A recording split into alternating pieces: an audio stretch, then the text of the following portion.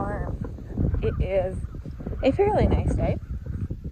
It's not freezing. It's like mid 40s, which is pretty good for New York for March. We have had a little warm stretch here. We had actually a day of like 50 and rain, so a lot of the snow is gone, which is awesome. Kind of gets me, gets me more excited for the garden and gets me thinking of planning out my garden and laying things out. Now, I am the farthest thing from like a type A personality. I am quite disorganized, and laying things out, I don't lay them out perfectly because it's just not going to happen. Like, it's just not going to happen that way. I can say, oh, this is where this is going to go exactly, and write it out on paper, and it's just not going to happen. It's just not going to come up that way, which is fine because it ends up working out. I kind of just put things where they fit. I have a general idea in my head of a plan. I typically have like a decent plan in my head, but not, again, it's not a perfect plan. So as of right now, I kind of want to lay out a little bit of my garden to start to think about things.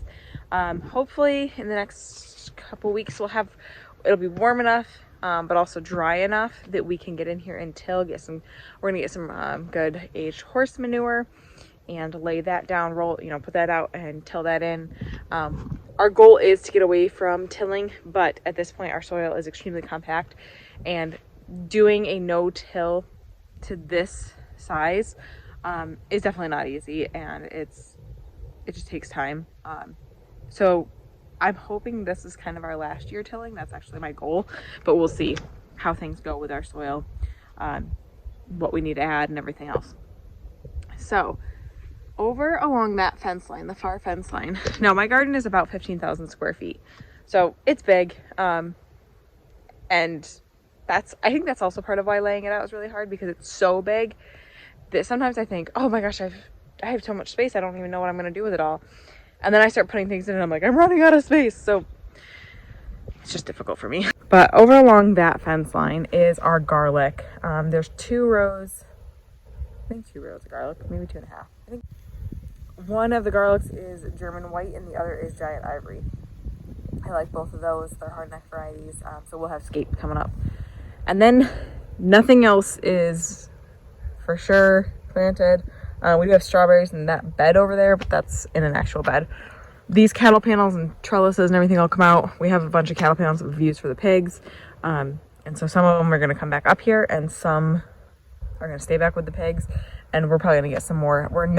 I try not to put things in the same place they were the year before. So garlic, and then I think we'll do onions next to it. It's just easy to have garlic and onions right together. The root crops, those two things that, take a while to bulb up, those go over there. After the onions, I don't have a set plan. I think that's where I'm going to do a lot of my cool weather crops though, and my root crops. So that portion of our garden was a much lighter, fluffier, really easy to work with soil, whereas where we had put all the root crops last year was a very dense, very clumpy, very hard soil. And so that's part of why they didn't do well, because they couldn't grow down as well as they should be able to. So being the lighter, fluffier side over there, that's where we'll put them more than likely. I'll probably do a full row of carrots, a full row of beets, a full row of, and my rows are about 50-foot rows, a full row of radishes, things like that. And then also over there is going to be cabbages, because again, I'm going to do like my cool weather stuff. That's the area that does get a little bit of shade. It's not much that it gets. We have the wood line, but the way the sun comes over, it really doesn't actually cause that much shade, except for like early morning and, into the evening is really the only time it gets shade. So cool weather stuff is going to go over there though. It'll just be easy. We'll put, cabbage, broccoli, kohlrabi. I think those are the main. I'm doing some, did I say broccoli? I might have said broccoli. I don't know. Mom brain, farmer brain, just exhausted brain. So we'll put that stuff over there. And then from there, it kind of just depends on what has to go in the ground when. I like to try to work from one side and go over instead of like planting this row and not this row and then planting this row. It just gets really confusing. So it's easiest to just go in order after that. But again, I don't want to put tomatoes and green beans, or tomatoes and beans. Ooh, I just got snow in my crock.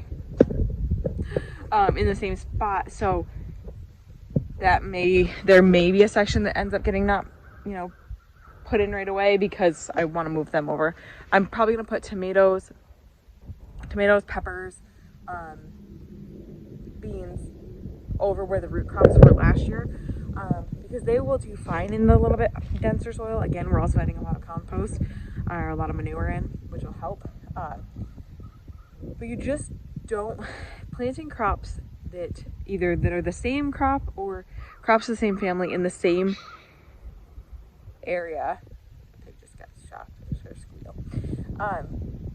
Putting them in the same area as they were the year before can really make them not grow as well the year after, the second year planting them there, because they've already depleted the soil of the nutrients that they need, or at least, you know, taken some of them, maybe not completely depleted it obviously, but taken some of the nutrients that crop needs to thrive, and putting them in the same spot just allows them to continue to uptake the same nutrients over and over again, which just does deplete your soil over time.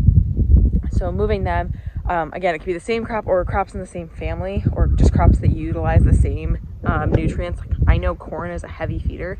Corn is a very heavy nitrogen feeder, and therefore I don't plant corn in the same spot year after year, because it will deplete the soil. That is one of the reasons monocrop farms, one of the many reasons monocrop farms need to add so much chemical fertilizer to reinvigorate the soil and add back those nutrients, because those crops just draw up so much of the nutrients out of the soil, and then they don't add anything. They don't do cover cropping. They don't rotate, you know, livestock over it. They don't rotate the crops where they go. So those all deplete the soil. And in a small garden, or even 15,000 square foot garden, it's not as likely to cause issues, because I am adding compost every year. I do cover cropping. You can kind of see the cover cropping. So those brighter green pieces are the cover crop. It is winter rye, and although it doesn't look like much right now, once the snow completely melts, it will take off, and we will have it'll be the darkest green in all the yard. The rest of the yard will be like a paler green, and this will be a very, very dark green from the winter rye, which, yes, I do till in my cover crop. It is not necessary. Cover crops help for multiple reasons. They add nutrients to the soil. They also aerate the soil with their deep roots, and they also help hold the soil in place over winter, instead of having barren soil that could just wash away, especially times like this where we have massive melt off of snow. That just carries away, the water just carries away all the nutrients in the soil. So cover crops help that, and you don't have to till them in. Many people just mow them, or, you know, it's not a broad fork, but they like fold them down. And we do till it in right now. Again, we're trying to get away from tilling at some point, but it is just a lot of work and a lot of money up front to get into no-till. So we do as minimal tilling as we can. We till up, and then we make our rows with a hiller, and then we leave it. I don't till in between rows during the gardening season. I used to use this lovely tool, which is still amazing. This tool is awesome. Stirrup hoe. I used to use it and go in between each row and make sure every weed was taken down. Now we mow in between rows, which just helps, again, hold that soil, hold the nutrients. That compost, green compost, goes right down. You know, the grass clippings get put right around the plants, and it helps with moisture control. It's just a really beneficial thing. But we do till initially, and we typically till some at the end of the year. We did till a little bit at the end of the year. We didn't till it all, though. That's why there's still the hills, and that's why there's still, you know, plant matter everywhere. I didn't even take the tomatoes down last year.